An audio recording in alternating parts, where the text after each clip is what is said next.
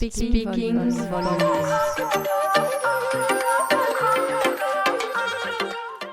Speaking Volumes. Les capsules sonores Speaking Volumes sont liées au projet de recherche du même nom qui s'intéresse aux intersections entre livres d'artistes, activisme et publication avec une perspective féministe intersectionnelle.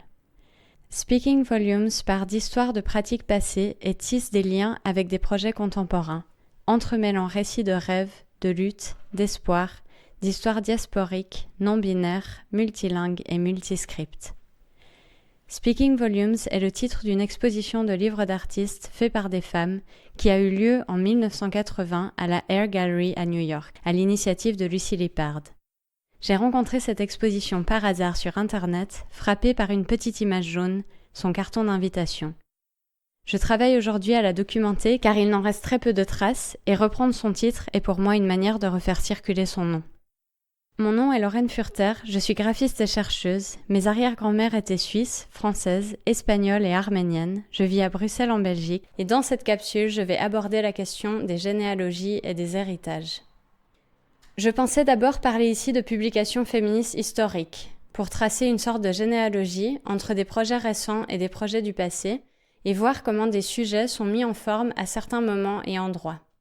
Par exemple, ici en Belgique, les Cahiers du Griffe sont une des premières publications périodiques féministes en français, parues à partir de 1973, redécouverte récemment à l'occasion d'un séminaire itinérant. Ou encore la revue Sorcière, créée en France 2 ans après le premier numéro des Cahiers du Griffe, et dont le dernier numéro, le 24, est paru en 1982. 30 ans après, un nouveau collectif reprend ou réclame le titre et la référence de la revue Sorcière, créant un numéro 25, La Monstre. Je n'ai pas vécu la période des Cahiers du Griffe et de la revue Sorcière. Je n'étais en fait même pas encore née. Et si les premiers ont été numérisés, la revue Sorcière, comme bien d'autres, est peu documentée et difficile à trouver. Plutôt qu'une famille nucléaire à la généalogie linéaire, les généalogies de publications féministes sont souvent des familles recomposées où il faut raccommoder les vides laissés par le manque de moyens, l'oubli systémique et les processus d'effacement sociétaux. Tout cela m'a amené à réfléchir ces questions de généalogie en mêlant le personnel au politique, abordant des questions de passage, de passation, de famille. La question de la famille et du rapport à une histoire ou aux histoires est une dimension récurrente dans les questions féministes qui, depuis la seconde vague, plus ou moins à l'époque de la parution des Cahiers du Griffe et de Sorcière, ont dû commencer à rédiger une histoire qui n'avait jamais été écrite, celle des femmes. Dans le livre Doing It in Public, Feminism and Art at the Women's Building, Michelle Moravec parle de famille fictionnelle de faiseuses d'histoire et revient sur les stratégies utilisées dans les années 70-80 pour tisser une histoire de l'art qui prenne en considération les femmes. Le magazine Girls Like Us l'aborde aussi dans son numéro 9, Family, où il est question de la famille en tant que constellation, d'amour, de sœurs, de frères, de mères, de tantes adoptées, de pères perdus, de demi-cousins-cousines, d'épouses, de moutons noirs et de complices, de polyamour, d'amitié, d'amour interespèces, de maisons queer. Des membres que le jeu Toutes les familles d'Anouk Ricard permet de visibiliser en créant une alternative multicolore au jeu des 7 familles. Dans les prochaines capsules, j'aimerais revenir sur la question de faire des histoires avec Vinciane Després et Isabelle Stengers, grande philosophe belge, un peu sorcière justement. On parle de vagues, de générations, de ce qui est transmis. Cette question me touche. L'autre jour, je discutais avec une amie de ce que nos noms de famille disaient de nos identités. Et je réalisais que dans mon histoire familiale, certaines identités sont devenues minoritaires. Notamment par la perte de papier officiel, mais aussi celle des noms et de la langue. Par contre, pas de la cuisine. Et les raisons sont en partie genrées. 2 de mes arrière-grand-mères sont des femmes issues de l'immigration. Concepción, ou Zita, ou Conchita, était espagnole, fille d'immigrés en France, et Ripsime, arménienne, immigrée avec ses parents en Suisse. Parce qu'elles se sont mariées avec un Français et un Suisse respectivement, leurs identités étrangères n'ont pas été transmises dans les noms de famille ni leurs papiers. Les arbres généalogiques sont courts, larges et biscornus. La fiction raccommode certains faits, certaines histoires survivent. Quelles histoires ? Pour cette capsule, je me suis dit que j'allais plutôt commencer par situer cette réflexion sur les généalogies de publication à l'échelle d'une vie, la mienne, et retourner sur les pas de mon enfance à travers des albums jeunesse et autres livres pour enfants qui ont contribué à me construire. En parlant de généalogie, cette capsule est une dédicace à ma maman, Katia Furter, bibliothécaire qui s'est spécialisée dans les albums jeunesse quand j'étais enfant et qui anime le blog Page à Page, un espace de réflexion, de partage, au-delà des catégories et des âges. Albums, romans, bandes dessinées, il décloisonne pour mieux déborder du livre jeunesse au coup de cœur adulte, dans tous les sens. Je voudrais commencer par réfléchir au fait qu'on aborde rarement les livres pour enfants dans le domaine du livre en général, du livre d'artistes ou même des publications féministes, alors que ces objets nous ont certainement toutes concernées à un moment. Jusqu'à récemment, dans nos sociétés nord-occidentales, beaucoup de livres, beaucoup d'histoires s'adressaient autant aux adultes qu'aux enfants. Je lisais justement en préparant cette capsule que le livre Anne, la maison au pignon vert, un roman écrit en 1908 par l'autrice canadienne Lucy Maud Montgomery, qui aurait inspiré Astrid Lindgren dans l'écriture de Fifi Brin d'Acier, était initialement destiné à tous les âges, mais qu'il est depuis quelques décennies considéré comme un livre pour enfants. Les catégories bougent donc, la pensée binaire s'installe, enfants, adultes, les hiérarchies se construisent. Le monde de l'enfance, ça ne fait pas très sérieux, à part pour les spécialistes. Je rejoins l'autrice belge Jeanne H.B., connue pour ses livres pour les bébés, qui répond aux remarques minimisant le monde des enfants par rapport à celui des adultes en disant « Je ne m'abaisse pas au niveau des tout-petits, je me hisse à leur hauteur ». Je ne pourrais pas dire que je vais parler ici de livres jeunesse féministes, parce que ce n'est tout simplement pas forcément le cas de tous mes livres, même si la plupart, ou tous, passent le test de Bechdel.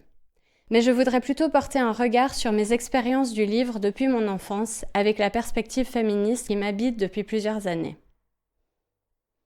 Pour revenir au bébé, on commence souvent à accéder aux livres par des voies différentes de celles qu'on associe ensuite à ces objets.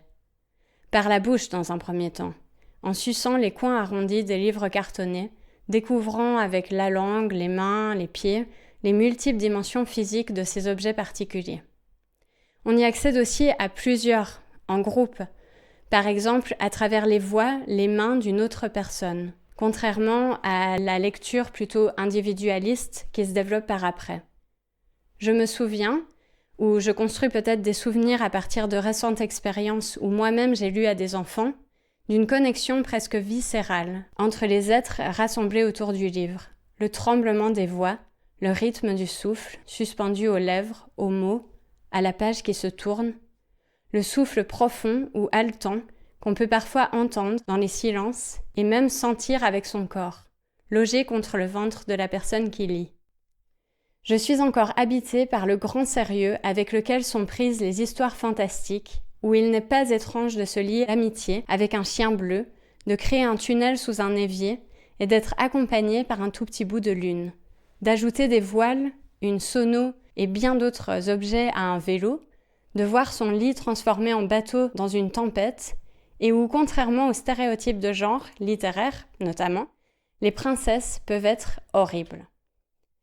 Les héroïnes de mon imaginaire sont l'espiègle petite mue, Zéralda, Pétronie et ses 120 petits, Armeline Fourchedrue, les 4 sœurs Énide, Hortense, Bettina, Geneviève et Charlie, Verte, l'adolescente sorcière en crise identitaire, Pomelo et Gigi, éléphant et escargot de même taille, dont on ne sait pas vraiment le genre, et tant mieux, et parmi tant d'autres, les dernières en date, Rosalune qui fait hurler les loups et Farana la rebelle.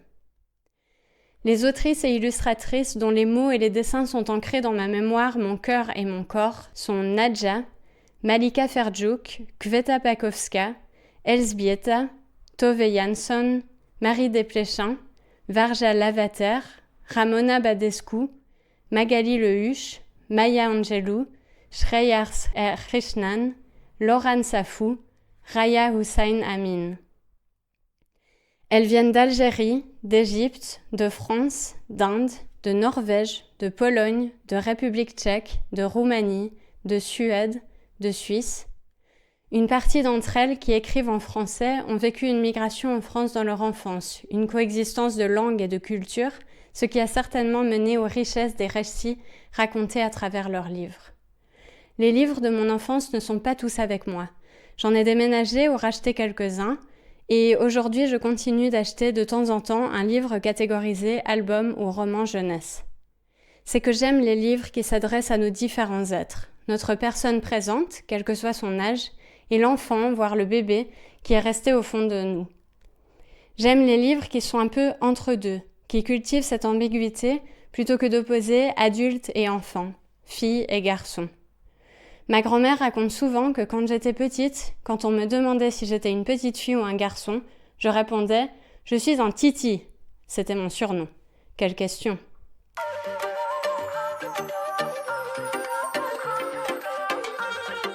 Je vais maintenant vous lire quelques passages de livres que j'ai reçus ou achetés récemment et qui s'inscrivent dans la continuité de ceux que j'ai lus quand j'étais enfant.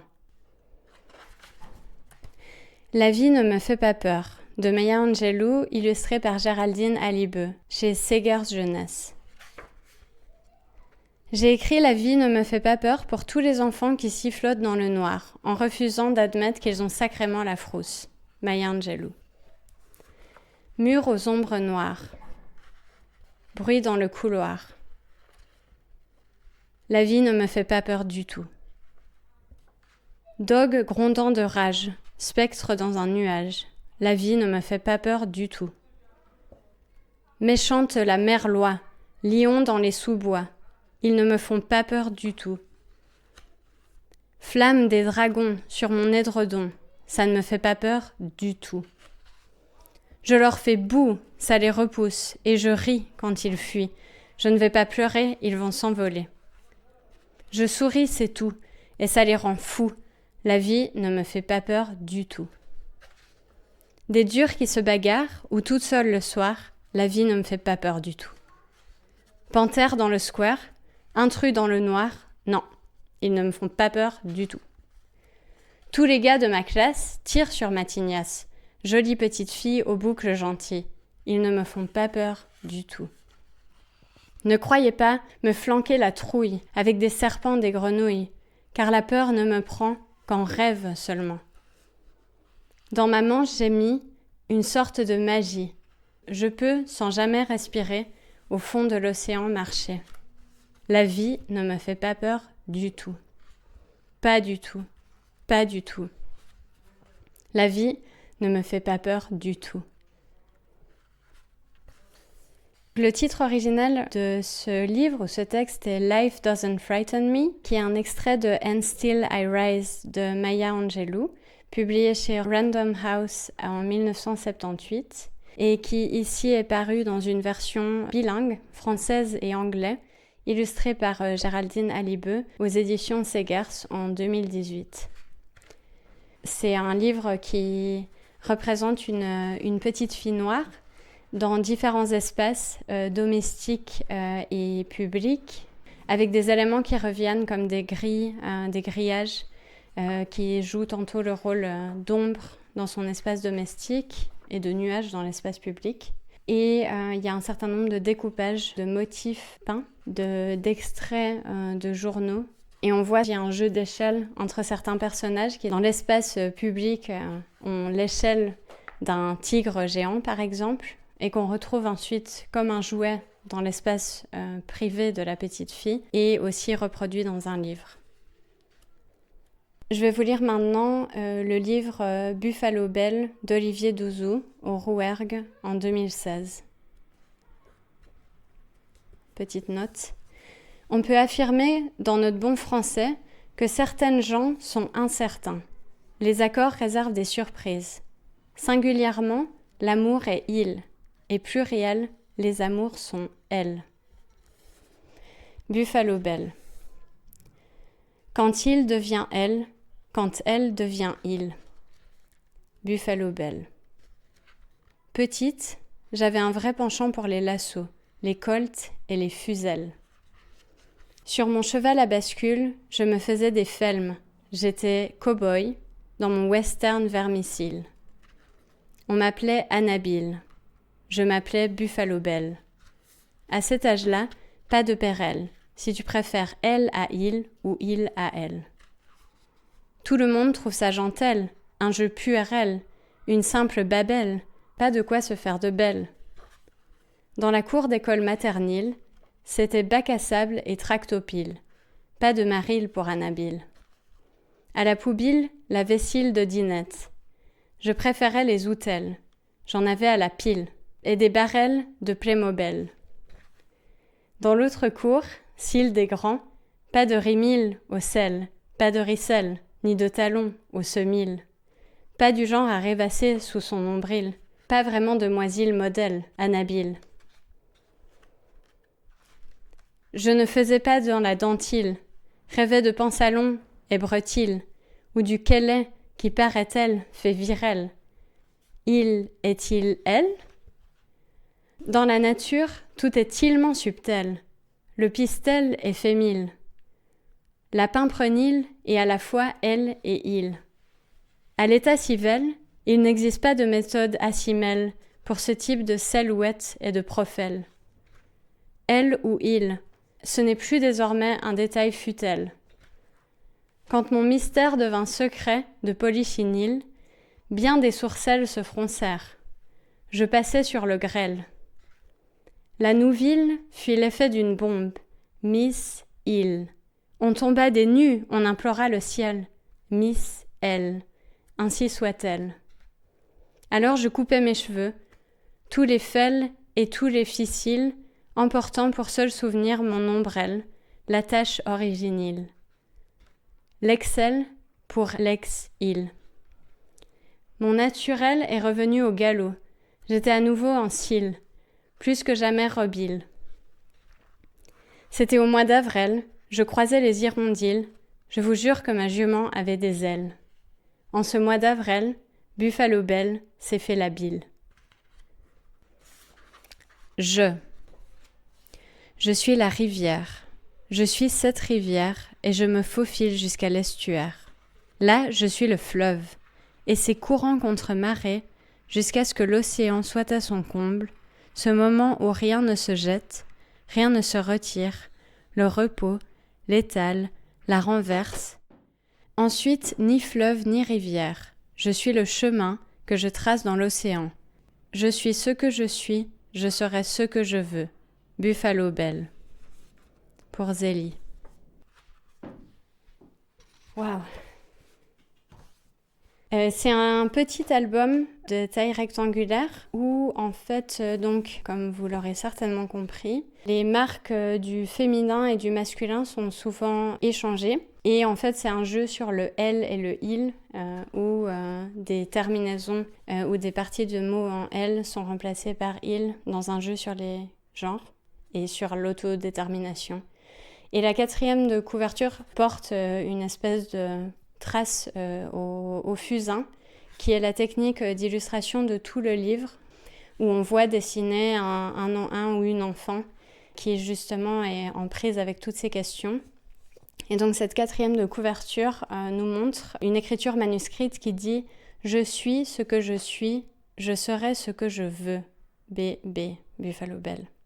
Dans le livre, les il et les elle sont intervertis et marqués avec une typographie grasse. Et pour moi, ça fait écho de manière très intéressante à toutes les questions d'écriture inclusive et plus particulièrement à un workshop qu'on a organisé avec plusieurs personnes autour des questions de typographie fluide ou comment la typographie peut en fait contribuer à tous ces questionnements actuels sur l'écriture inclusive ou gender fluide.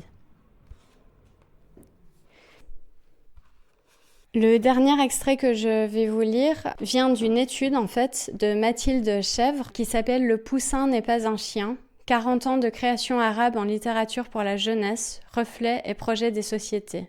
Égypte, Syrie, Liban. Et donc c'est une étude très importante par rapport à un champ qui est très peu visible et documenté dans le livre jeunesse et dans le livre en général. Et donc je voulais mettre en avant ce travail assez impressionnant qu'a fait Mathilde Chèvre ici et que j'ai eu la chance de voir présenter à Bruxelles récemment. Chapitre 1, les débuts de l'histoire, l'art engagé, page 29. Il s'agit ici d'archiver une mémoire. Plutôt qu'une histoire, c'est donc une multitude d'histoires qui sont entrelacées au fil des pages, donnant à entendre les harmoniques individuelles et collectives qui donnent naissance à une littérature culturellement ancrée. L'idée est de décrypter comment s'entrecroisent les chemins des artistes et des intellectuels avec les événements politiques, les choix économiques, les volontés d'hégémonie, les décrépitudes idéologiques, et comment ce concert de circonstances a conduit à l'affirmation d'une création littéraire pour la jeunesse arabe dans les années 1970. L'accent que met ici Mathilde Chèvre sur la notion d'archive, de mémoire, également de multitude d'histoires plutôt qu'une histoire, les dimensions individuelles et collectives et tout le rapport économique, politique, idéologique me semblent vraiment des points super intéressants pour aborder différents champs en fait de la publication, et ça fait écho à ma recherche actuelle sur les questions de publication féministe. Alors, le deuxième et dernier extrait vient du chapitre 4, de la pâte malléable à l'être sentimental. L'enfant paraît.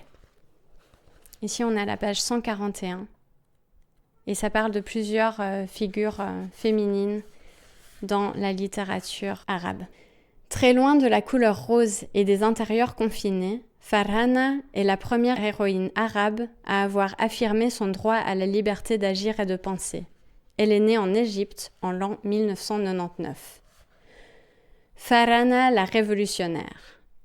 Farhana est la création d'une femme, Rania Hussein Amin, qui lors de sa maternité a ressenti le besoin d'affirmer aux yeux de la société le droit de sa fille à être à part entière. C'est d'être devenue mère qui la conduisit à enfanter Farhana, laquelle, par bien des aspects, lui ressemble, excepté en termes de beauté. En effet, Farhana n'est pas jolie. Elle a un gros nez, un visage très rond, la peau sombre, des cheveux frisés mal coiffés, et elle se plaît à porter une robe large et informe, à marcher pieds nus. Elle est l'antithèse de la poupée. Les aventures de Farhana se déclinent à ce jour en 16 épisodes et il est très rare qu'elle porte du rose, sauf le jour où elle est contrainte d'endosser ses habits de soirée.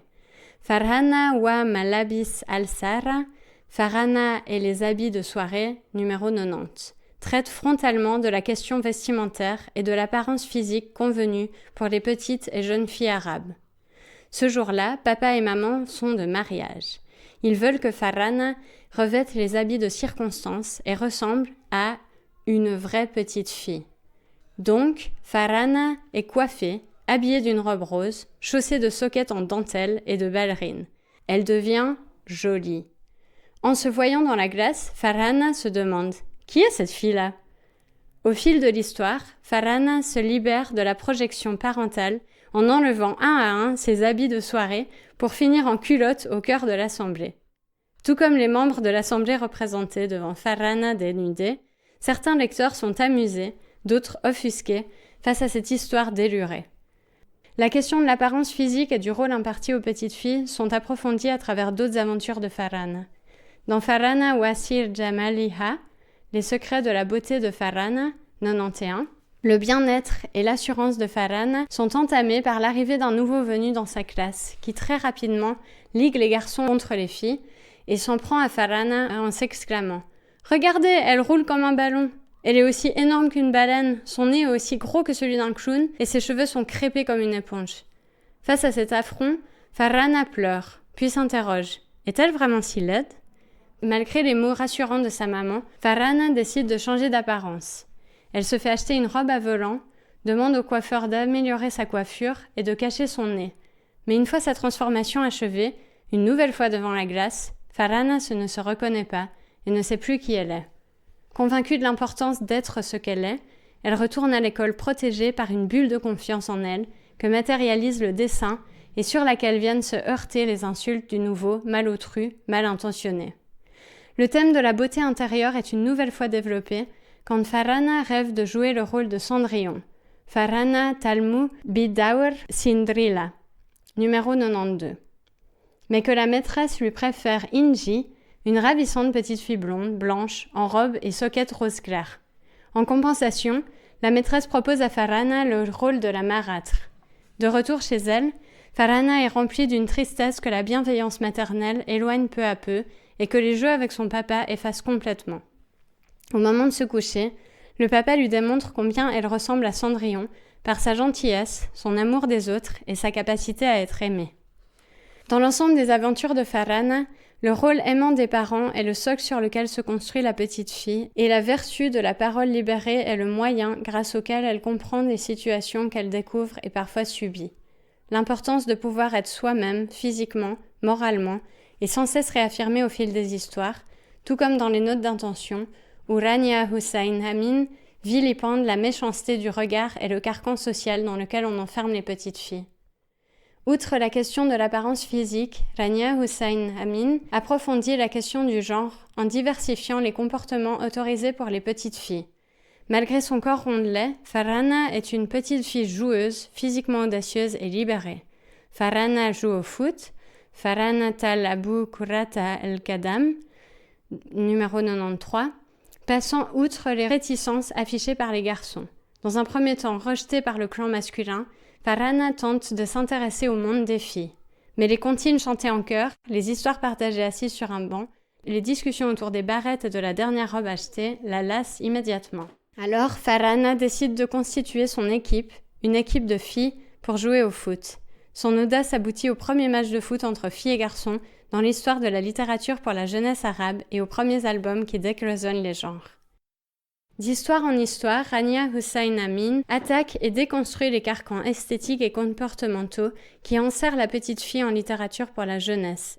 Elle libère son héroïne au risque de parfois la mettre en danger.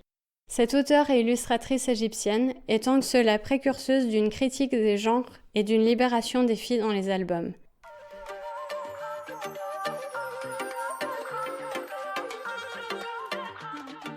Je vais terminer par un extrait du blog Page à Page, donc de Katia Furter, où elle fait une chronique du livre Le problème avec les femmes de Jackie Fleming. Le problème avec les femmes, c'est que pendant longtemps, elles n'étaient pas faites comme les hommes. Heureusement, elles ont bien évolué. La célèbre professeure Moustache, connue également sous le nom de Marie Montaigne, nous expliquerait en détail le pourquoi du comment. Imaginez que la tête des femmes était si petite que, ma foi, leur cerveau était en proportion. C'était biologique. Darwin l'a prouvé par A plus B. À cette époque, celles qui avaient du staff jouaient au croquet quand le temps le permettait et brodaient quand le temps ne le permettait pas. Qu'elles soient bien nées ou pas, elles évoluaient dans la sphère domestique, sorte de boule à neige, et étaient exclues de la sphère publique. Pour quelles raisons ? Entre autres, parce qu'elles conservaient encore leurs dents de lait à l'âge adulte. Inutile de dire qu'elles n'avaient pas de dents de sagesse. Pire encore, certaines étaient parfois atteintes d'un mal mystérieux auquel le bon docteur Freud s'intéressa. Cela s'appelait l'hystérie. Jackie Fleming, auteure et illustratrice féministe anglaise, voit ici son premier livre traduit en français. Sa scolarité passée dans des écoles pour filles, c'est en étudiant dans des écoles d'art qu'elle fait connaissance de femmes militants pour l'égalité, la reconnaissance. Sa carrière débute par une série de cartes postales envoyées à des femmes dans le monde entier. Un premier essai en bande dessinée, écrit à 4 mains et publié dans la revue féministe Spare Rib, numéro 76, 1978, pages 20 et 21. Et ici, on voit 2 illustrations. Une couverture qui dit « Be a bloody train driver. I'm going to be a brain surgeon » et où on voit une petite fille qui est en train d'opérer une poupée. Et puis une autre image d'une petite fille ou d'une femme avec un grand t-shirt avec le signe féministe qui dit « Never give up ».